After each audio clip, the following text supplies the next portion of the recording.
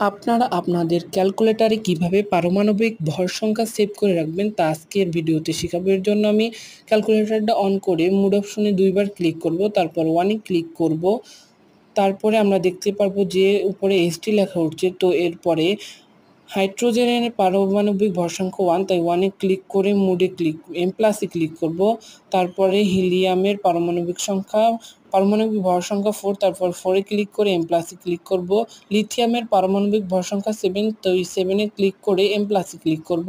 তারপর আমরা দেখব কোথায় সেভ করা আছে। তো কপি অপশনের নিচে ক্লিক করব, দেখতে পারবো X+, এটা হচ্ছে পারমাণবিক সংখ্যা আর এটা হচ্ছে ভর সংখ্যা। এটার দরকার নেই, এটা হচ্ছে এই যে X2, এটা পারমাণবিক সংখ্যা, এটা ভর সংখ্যা 4। এটার দরকার নেই, এটা হচ্ছে X3, এটা পারমাণবিক সংখ্যা, এটা হচ্ছে ভর সংখ্যা। তো এভাবেই আপনারা আপনাদের ক্যালকুলেটরে পারমাণবিক ভর সংখ্যা সেভ করে রাখতে পারেন। তো রিসেন্টলি করার জন্য আমরা এই অপশনে ক্লিক করব, তারপর মোড অপশনে ক্লিক করব, তারপর 3 অপশনে ক্লিক করে তারপর 2 বার ইকুয়ালি ক্লিক করব। তো আমাদের রিসেন্টলি হয়ে গেছে। তো ভালো লাগলে একটা লাইক দিবেন এবং সাবস্ক্রাইব করে চ্যানেলের পাশে থাকবেন। আল্লাহ হাফেজ।